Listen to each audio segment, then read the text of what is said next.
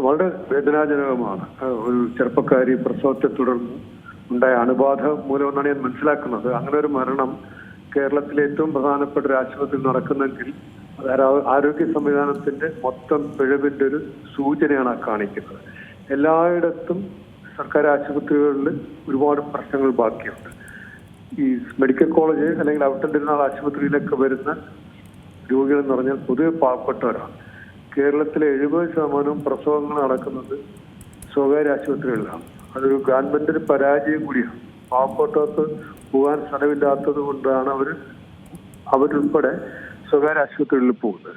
തീരെ നിവൃത്തിയില്ലാത്തവരും പിന്നെ നല്ല ഡോക്ടർമാരുള്ളത് കൊണ്ട് വിശ്വാസത്തിന്റെ പുറത്തുമാണ് ഔട്ടൻ തിരുനാൾ ആശുപത്രി, SIT ആശുപത്രിയിലൊക്കെ പാവപ്പെട്ടവർ എത്തിപ്പെടുന്നത്. അപ്പൊ അവിടെ ഏറ്റവും നല്ല ചികിത്സ കിട്ടുന്ന സ്ഥലമാണ്, ഏറ്റവും നല്ല ഡോക്ടർമാരുമുള്ള വളരെ സമർത്ഥരായിട്ടുള്ളവരാണ്. പക്ഷെ അവിടെ പറ്റുന്നത് അണുബാധ ഉണ്ടാകുക എന്ന് പറഞ്ഞു കഴിഞ്ഞാൽ സിസ്റ്റത്തിന്റെ തന്നെ തകരാറാണ്. ഈ തിരുവനന്തപുരം മെഡിക്കൽ കോളേജിൽ ഒരു കട്ടിലേക്ക് 2 പേരെ കിടത്തുന്നത്. SIT ആശുപത്രിയുടെ അവസ്ഥ അതാണ്. അപ്പോൾ ഒരു സ്ഥലത്ത് അണുബാധ ഉണ്ടാകാതിരിക്കണമെങ്കിൽ അതിന് കൃത്യമായ കാര്യങ്ങൾ നിർദ്ദേശിക്കപ്പെട്ടിട്ടുണ്ട്.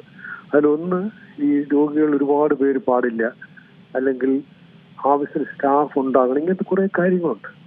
ഇതൊക്കെ ലംഘിക്കപ്പെടുമ്പോഴാണ് അണുബാധ ഉണ്ടാകുന്നത്. യഥാർത്ഥത്തിൽ ഈ മെച്ചപ്പെട്ട രാജ്യങ്ങളിൽ പലയിടത്തും പ്രസവം കഴിഞ്ഞിട്ട് അന്നോ പിറ്റന്നോ വിടും. ആന്റിബയോട്ടിക്കുകൾ പോലും കൊടുക്കാറില്ല. കാരണം അത്ര വൃത്തിയുള്ള സാഹചര്യങ്ങളിലാണ് പ്രസവം എടുക്കുന്നതും ചെറിയ മുറിവുകളൊക്കെ ഉണ്ടാകുമ്പോൾ തുന്നിക്കെട്ടുന്നതൊക്കെ അത്ര വൃത്തിയുള്ള സാഹചര്യങ്ങളിലൊക്കെയാണ്. അപ്പൊ അത് നമുക്ക് അതിശയം തോന്നും. നമ്മുടെ ഇവിടെ പ്രസവം കഴിഞ്ഞാൽ ആന്റിബയോട്ടിക് ഒക്കെ സാധാരണ കൊടുക്കും. മറ്റു പല രാജ്യങ്ങളിൽ കൊടുക്കാറ് പോലുമില്ല. അത്ര വൃത്തി ഉണ്ടെങ്കിൽ അതിന്റെ ആവശ്യം പോലും ഇല്ല. പക്ഷെ നമ്മുടെ ഇവിടെ ആന്റിബയോട്ടിക് കൊടുത്താൽ പോലും പലപ്പോഴും നമ്മുടെ കയ്യിൽ നിൽക്കാത്ത രീതിയിലേക്ക് കാര്യങ്ങൾ മാറി വരുന്നുണ്ട്. ആന്റിബയോട്ടിക് റെസിസ്റ്റൻസ് പോലത്തെ പ്രശ്നങ്ങൾ പോലും നമ്മുടെ നാട്ടിലുണ്ട്. അപ്പൊ വലിയൊരു വിഷയമാണ്. അപ്പൊ ഇത് സിസ്റ്റത്തിന്റെ തകരാറാണ്. മന്ത്രി ഒരിക്കൽ അബദ്ധത്തിലാണ് പറഞ്ഞതെങ്കിലും യഥാർത്ഥത്തിൽ അതാണ്. തിരുവനന്തപുരം SIT ആശുപത്രിയിൽ പോലും ആ ആശുപത്രിക്ക് കൈകാര്യം ചെയ്യാവുന്നതിന്റെ എത്രയോ ഇരട്ടിയാണ് രോഗികൾ വന്ന് മറിയുന്നത്. അവിടുത്തെ ഭൗതിക സാഹചര്യങ്ങൾ വളരെ മോശമാണ്. ടോയ്ലറ്റ് സൗകര്യങ്ങൾ, വെള്ള ലഭ്യത, ഇതൊക്കെ ഒരുപാട് ബുദ്ധിമുട്ടുണ്ട്. ഒരുപാട് NGO പോലുള്ള രീതിയിലുള്ള സ്ഥാപനങ്ങളൊക്കെ ഇടപെട്ടാണ് അവിടെ പലപ്പോഴും കാര്യങ്ങൾ പരിഹരിക്കുന്നത്. അവിടുത്തെ ഒരു കാര്യം ക്ലിയർ ആണ്, അവിടുത്തെ ഡോക്ടർമാര് മിടുക്കരാണ്, സർക്കാർ നിയമിച്ച ഡോക്ടർമാരാണ്, സമർത്ഥരാണ്. പക്ഷെ അവർക്ക് വൃത്തിയായിട്ട് ജോലി ചെയ്യാനുള്ള സാഹചര്യം അവിടെ ഇല്ല. അവിടുത്തെ ഭൗതിക സാഹചര്യങ്ങൾ വളരെ മോശമാണ്. പല ഭാഗങ്ങളും ഈ ഉപേക്ഷിക്കപ്പെട്ട കമ്പോളങ്ങൾ പോലെയുള്ള പ്രദേശങ്ങൾ പോലും ചെറിയ ആശുപത്രി ചിലപ്പോൾ കണ്ടുപോകുന്നു. വളരെ ബുദ്ധിമുട്ടാണത്. അപ്പൊ സാധാരണക്കാരന്റെ ജീവനിൽ താല്പര്യമുള്ള ഗവൺമെന്റിൽ ചെയ്യേണ്ടത്, സർക്കാർ ആശുപത്രികൾ ആകെ 30% രോഗികളാണ് നോക്കുന്നത്. ആ സ്ഥലങ്ങളിൽ ആവശ്യത്തിന് സ്റ്റാഫ് വേണം, ഭൗതിക സൗകര്യങ്ങൾ വേണം. എപ്പോഴും കേരളം നമ്പർ 1 എല്ലാ മെഡിക്കൽ കോളേജുകളും ഏറ്റവും നല്ലതാണെന്ന് പറയുമ്പോൾ ജനങ്ങളത് വിശ്വസിക്കും. അതങ്ങനെ ആയിരിക്കണം. അത് വിശ്വസിച്ചിട്ട് വരുന്നവർക്ക് കിട്ടുന്നത് വളരെ മോശം സാഹചര്യങ്ങളും നല്ല ചികിത്സയും ഡോക്ടർമാരും ഉണ്ടായാൽ മാത്രം പോരാ, അതിന് മെച്ചപ്പെട്ട സാഹചര്യങ്ങൾ വേണം. തീരെ വികസിക്കാത്ത രാജ്യങ്ങളിലെ ആശുപത്രികൾ പോലെയുള്ള ഭാഗങ്ങളും അല്ലെങ്കിൽ വാർഡുകളും ഒക്കെ നമ്മുടെ സർക്കാർ ആശുപത്രികൾ, വലിയ ആശുപത്രികളിൽ പോലുമുണ്ട്. ഇതാണ് ഈ അണുബാധകൾക്കൊക്കെ കാരണം. വളരെ ദൗർഭാഗ്യകരമാണ്. ഇത് ഗുണം ചെയ്യാൻ പോകുന്നത് വലിയ സാമ്പത്തിക ചെലവ് ഉണ്ടാക്കുന്ന പ്രൈവറ്റ് ആശുപത്രികളിലേക്ക് രോഗികളുടെ ഒഴുക്ക് വരും പേടിച്ചിട്ട്. നമ്മൾ വളരെ ശ്രദ്ധിച്ച് ചെയ്യേണ്ടതാണ്. സ്വകാര്യ ആശുപത്രികൾ ആവശ്യമാണ്, പണമുള്ളവർ അവിടെ പോയി ചികിത്സിക്കട്ടെ. പക്ഷെ പാവപ്പെട്ടവന് ഏറ്റവും നല്ല ചികിത്സ കൊടുക്കാൻ പറ്റുന്ന മെഡിക്കൽ കോളേജുകൾ, അതുമായി ബന്ധപ്പെട്ട സ്ത്രീകളുടെയും കുട്ടികളുടെയും ആശുപത്രികൾ വളരെ നന്നായി പ്രവർത്തിക്കേണ്ടത് ഇവിടുത്തെ പാവപ്പെട്ടവന്റെ ആവശ്യമാണ്. അപ്പൊ അത് ഗവൺമെന്റ് അക്കാര്യത്തിൽ ശ്രദ്ധ വേണം. എല്ലാം നല്ലതെന്ന് പറഞ്ഞിട്ട് സ്വയം പ്രശംസ നടത്തി ഇരുന്നാൽ കാര്യങ്ങൾ നടക്കില്ല. ആരോഗ്യവകുപ്പിൽ ഇൻവെസ്റ്റ്മെന്റ് അത് തൊട്ട് കൂട്ടേണ്ടി വരും. അടിയന്തരമായിട്ട് ഈ വേക്കൻസികൾ പരിഹരിക്കാൻ ഡോക്ടർമാരുടെ എണ്ണം മാത്രം കൂടിയാൽ പോരെ. നഴ്സുമാർ ആവശ്യമില്ല. നഴ്സിംഗ് കെയറിന് ആവശ്യത്തിന് സ്റ്റാഫ് ഇല്ലാത്തതും പലപ്പോഴും ഇതുപോലത്തെ പ്രശ്നങ്ങൾ കാരണമാകുന്നുണ്ട്. പിന്നെ ശുചീകരണ തൊഴിലാളികൾ ഉൾപ്പെടെ ഇതിനകത്ത് എല്ലാവർക്കും ഉത്തരവാദിത്തമുള്ളതാണ്. അപ്പൊ ഇതെല്ലാം മെച്ചപ്പെട്ട രീതിയിൽ നടക്കുന്നുവെന്ന് ഉറപ്പുവരുത്തേണ്ടതാണ്. കുറെ വർഷങ്ങൾക്ക് മുമ്പ് സംഭവിച്ചിട്ടുണ്ട്. അവിടുത്തെ നവജാത ശിശുക്കൾ കുറെ കുട്ടികൾ കൂട്ടത്തോടെ മരണപ്പെട്ടു. ഇതാരും രോഗികളുടെ പ്രശ്നമോ ജനങ്ങളുടെ പ്രശ്നമല്ല.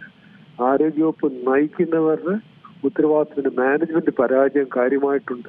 മരണങ്ങൾ സംഭവിക്കാം, നമ്മൾ എത്ര വിചാരിച്ചാലും മരണം സംഭവിക്കും. പക്ഷെ മരണങ്ങൾ തുടർക്കഥയാകുമ്പോൾ ഒറ്റപ്പെട്ട സംഭവം അല്ലാതായി മാറുകയാണ്.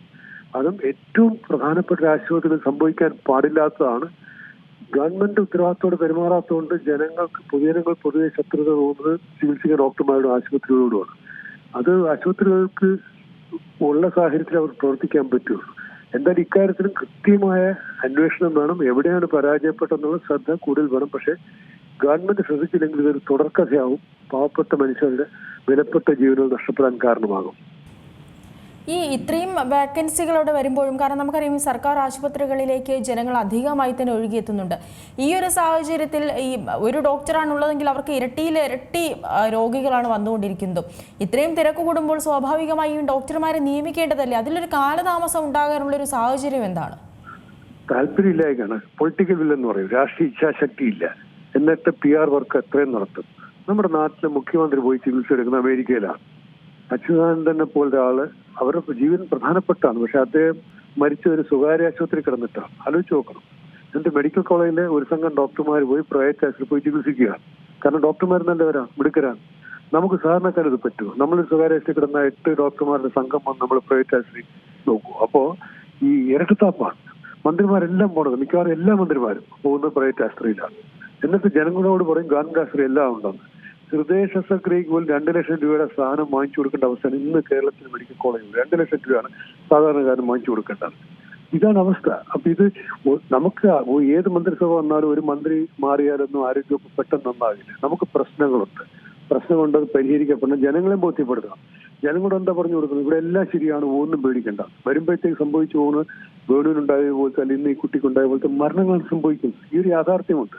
അപ്പോൾ ജനങ്ങളോട് യാഥാർത്ഥ്യം പറയണം. നമുക്ക് സൗകര്യക്കുറവുണ്ട്, നമുക്ക് മെച്ചപ്പെടുത്താൻ നോക്കാൻ ശ്രമിക്കാമെന്ന് പറയണം. അല്ലെങ്കിൽ ഇവിടെ എല്ലാം ശരിയാണെന്ന് പറയരുത്. എന്നിട്ട് ശ്രമങ്ങൾ നടത്തുകയും വേണം. ഈ PR വർക്കിന് എടുക്കുന്ന പൈസ എടുത്ത് ആശുപത്രിയിൽ ടോയ്ലറ്റ് ശരിയാക്കാമെങ്കിൽ ആശുപത്രിയിൽ മെച്ചപ്പെടും. ഒരുപാട് ജീവൻ രക്ഷിക്കാൻ പറ്റും. ഇത് അവാർഡ് വാങ്ങിക്കാൻ വേണ്ടിയിട്ട്, അല്ലെങ്കിൽ നമ്മൾ മറ്റേ റിയാലിറ്റി ഷോയിൽ ആളോട് അഭ്യർത്ഥിച്ച ആളെ കൊണ്ട് വോട്ട് ചെയ്യിക്കുന്നത് പോലെയാണ് ആരോഗ്യമന്ത്രിയും ആരോഗ്യവകുപ്പും ചെയ്യുന്നത്. ആളെ കൊണ്ട് അവിടെ ഇവിടെ പ്രശംസ വാക്ക് ഒഴിച്ചു കഴിഞ്ഞാൽ ഇതുപോലത്തെ പാവപ്പെട്ടവരുടെ ജീവൻ രക്ഷിക്കാൻ പറ്റും.